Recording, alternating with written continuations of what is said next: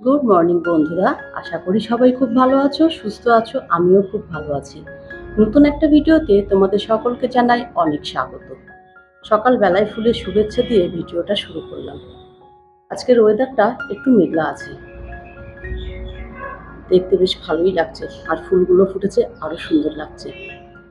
সকালবেলাতে এক কাপ চা খেতেই হবে।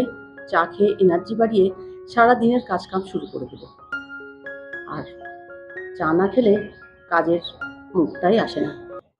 যাই হোক, কাজে লেগে পড়লাম। সবার আগে তো ঘরের জানলা দরজা খুলতে হবে, বিছানা তুলতে হবে। এই কাজগুলো করা হয়ে গেলে ঘরটা অনেকটা ফাঁকা হয়ে যায়। ছেলেদেরকে স্কুলে পাঠিয়ে দিয়েছি, তারপর আমি আমার কাজে হাত দিয়েছি। আজকে তো বিছানার চাদরটা তুলবো, কয়েকদিন আগে এটা মুছেছিলাম, তাই ভাবলাম একটু চাদর দিয়েই মুছে নিই। চাদরটা কাচতে দেবো। চাদরটা চেঞ্জ করাও হয়ে গেছে। আর এই দেখো কতগুলো জামা কাপড় ছিল, জামা কাপড়গুলো একটু ভাঁজ করে দিয়ে জায়গায় রেখে নেব। আসলে কি বলতো, একটা সংসারে প্রচুর কাজ থাকে, সেই কাজগুলো একটার পর একটা সাজিয়ে গুছিয়ে কিন্তু প্রত্যেক দিন করা সম্ভব হয় না। তাই কখনো কখনো কাজের ফাঁকে ফাঁকে এক্সট্রা কাজগুলোও করে ফেলতে হয়। সকাল থেকে রাত পর্যন্ত প্রত্যেকের খেয়াল রাখতে রাখতে আমাদের দিনটা যে কীভাবে পার হয়ে যায় আমরা নিজেরাই জানি না। প্রত্যেকের ভালো মন্দের খেয়াল তো রাখতেই হয়, সেই সঙ্গে নিজেকেও একটু সাজিয়ে গুছিয়ে মানিয়ে নিতে হয়। সবসময় যে আনন্দে খুশিতে থাকি তা কিন্তু নয়, মাঝে মাঝে দুঃখ সব কিছুই হয়, কিন্তু সেগুলো তো আর প্রকাশ করা যায় না। সব কিছু মানিয়ে নিয়েই আমাদের থাকতে হয়। মেয়েদের জীবনটাই এমন, দুঃখ কষ্ট হাসি কান্না সব কিছু নিয়েই কিন্তু আমাদের চলতে হয়। আমাদের মতন গৃহবধূদের সকালে ঘুম থেকে উঠেই আগে কাজ থাকে সমস্ত কিছু পরিপাটি করে সংসারের কাজগুলো গুছিয়ে নেওয়া। আমিও সেই কাজগুলোই করা শুরু করি। আগে তো বাসি ঘরটা ঝাঁট দিয়েই ফেলেছি। ছেলেরা স্কুলে যাওয়ার আগেই কিন্তু আমি ঘরটা ঝাঁট দিয়ে নিই, কারণ বাসি ঘরে আমি ওদেরকে কখনোই পাঠাই না। এবার তো ভালো করে ঝাঁট দিয়ে মোছার পালা। আর রান্না করতে গেলে এদিকের কাজগুলো না করা হয় না, তাই আগে ঘরের কাজগুলো করে নিয়ে রান্নার দিকে যাওয়ারই চেষ্টা করি।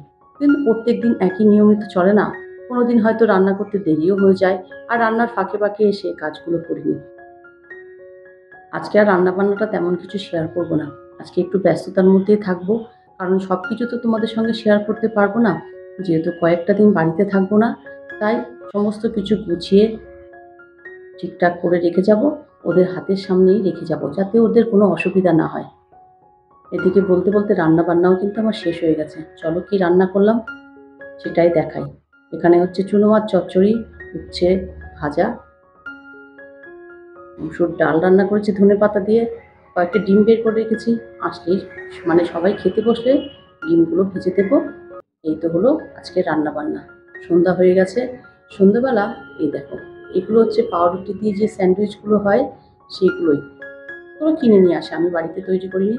এটার সঙ্গে একটু চা করে নেবো, খাওয়া দাওয়া করে নিয়ে তারপরে তো আবার ছেলেদের পড়ানো আছে, সন্ধ্যাবেলা অনেক টুকটাক কাজ থাকে, সেগুলো করব। এবার দেখো আমি একটু চা খেয়ে নিলাম। চা খাওয়ার পরে আজকে কিন্তু আর একটা কাজ আছে। এখন 9টা বেজে গেছে, রানকে তো পড়িয়ে নিয়েছি, তাই ভাবলাম এখনই ব্যাগটা একটু গুছিয়ে রেখে তাই ডিনার বানাতে যাব। একটু বেশি করেই জামা কাপড় নেব, কারণ বৃষ্টি হচ্ছে। আর বুঝতেই পারছো রায়ান তো ছোট মানুষ, ওর জন্য তো জামা কাপড় একটু বেশি করেই নিতে হবে। জামা কাপড়গুলো গুছিয়ে নিচ্ছি, আর মনের মধ্যে না একটা আনন্দ কাজ করছে যে আবার কয়েকটা দিন ছুটি পাবো, কয়েকটা দিন সংসার থেকে একটু দূরে থাকবো, নিজের মাইন্ডটাও একটু ফ্রেশ করে আসবো। যাই হোক, এরপরে তো তোমরা আমার বাপের বাড়ির ভিডিও দেখতে পাবে। তাহলে এই পর্যন্ত। আমার ভিডিওটা যদি তোমাদের ভালো লেগে থাকে, please like comment share and subscribe করো। সবাই খুব ভালো থেকো, সুস্থ থেকো। Good night.